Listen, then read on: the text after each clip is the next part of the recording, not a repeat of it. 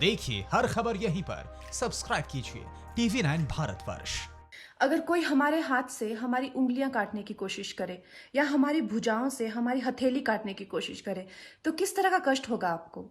वही कष्ट पहुंचाया है चाइना ने हमें लद्दाख पर अपनी लालची नजरें गड़ा के, और वहां हमारी सीमा का एक एक इंच बचाते हुए हमारे 20 जवान शहीद हो गए हैं। क्या भूल पाएंगे आप उनकी माओं के आंसू, उनकी विधवाओं की चीखें और उनके बच्चों के दिए हुए बलिदान को? क्या ये सोचना ठीक है कि सेनाओं का जो सरहदों पे जो युद्ध होता है वो सिर्फ सेनाओं का होता है, वो सिर्फ सरकार का होता है? क्या उसमें हमारा कोई योगदान नहीं है? क्या हम भूल गए वो वक्त जब महात्मा गांधी जी ने कहा था अगर अंग्रेजों की रीढ़ तोड़नी है भारत में तो उनके बनाए हुए हर उत्पादन का बहिष्कार करना पड़ेगा?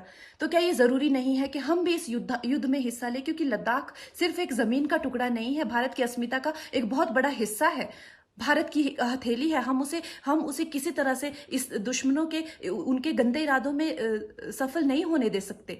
तो क्या हम लोगों को इसमें हिस्सा नहीं लेना चाहिए कि जो चाइनीज जितनी भी गुड्स हैं, जितने भी उनके प्रोडक्ट्स हैं, जिन भी कंपनीज में उन्होंने इन्वेस्ट किया हुआ है, उनसे उनको रिटर्न्स आते हैं, रेवेन्यूज आते हैं, ऑर्गेनाइजेशंस हैं, उन सब का बहिष्कार करें ताकि वो उस संपत्ति से जो यहां से इंडिया से इकट्ठी करके जाते हैं, उस संपत्ति से हथियार खरीद के हमारे सैनिकों के सीने छन्नी करते हैं। तो क्या हम उन इस युद्ध में हम चाइना का साथ दे सकते हैं? आप बताइए।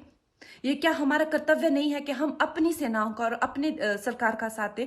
तो हमें प्रतिज्ञा लेते हैं कि हम आत्मनिर्भर बनेंगे और चाइनीज गुड्स को बिल्कुल बॉयकॉट करेंगे और इस युद्ध में हिस्सा लेके भारत को जिताएंगे। जय हिंद।